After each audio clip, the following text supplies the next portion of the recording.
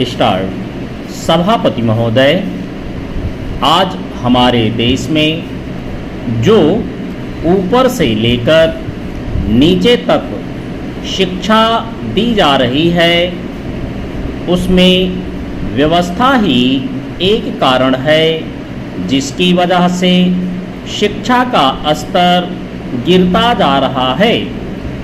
मेरा अपना विचार है कि जो शिक्षा प्रणाली है और जिस रूप में शिक्षा दी जा रही है वही अनुशासनहीनता का भी कारण है।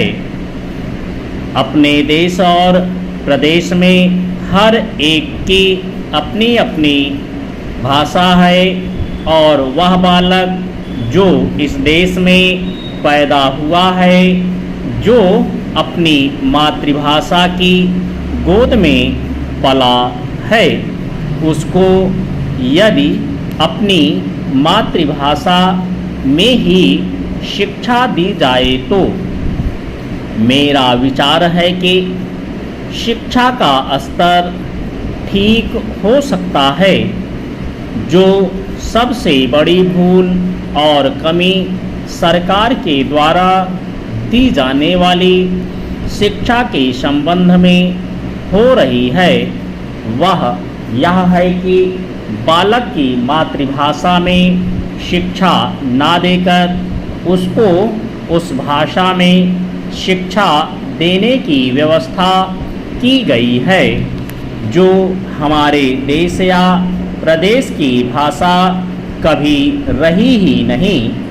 मेरा अभिप्राय विदेशी भाषा अंग्रेजी से है। मैं यह मानकर चलता हूँ कि जब से यह भाषा इस देश में आई है, चाहे वह किसी कारण से आई हो, इसे आप भी और इस माननीय सदन के सदस्य भी जानते हैं कि उससे बुरे परिणाम ही निकले हैं। कोई भलाई नहीं हुई है।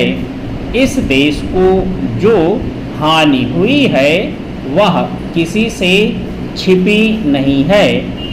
हम देख रहे हैं कि हमारे यहाँ जितना फैशन बढ़ रहा है और जितनी वेशभूषा बिगड़ रही है वह सब अंग्रेजी भाषा के ही कारण है।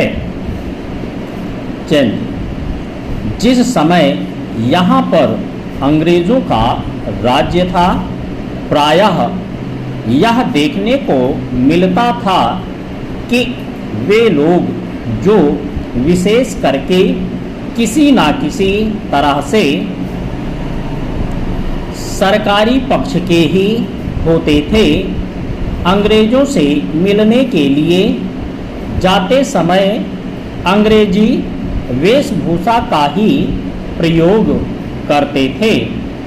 परंतु यह इस प्रदेश और इस देश का दुर्भाग्य है कि अंग्रेज़ों का राज्य समाप्त हो जाने के बाद भी लोग उनकी वेशभूषा को पहनते चले जा रहे हैं। इससे जो प्रभाव हमारे देश के फैशन पर पड़ा उससे लाभ के बजाय हानि ही हुई है और हो भी रही है। मेरा ऐसा विचार है कि अंग्रेजी वेशभूषा से इस देश को बहुत हानि हुई है।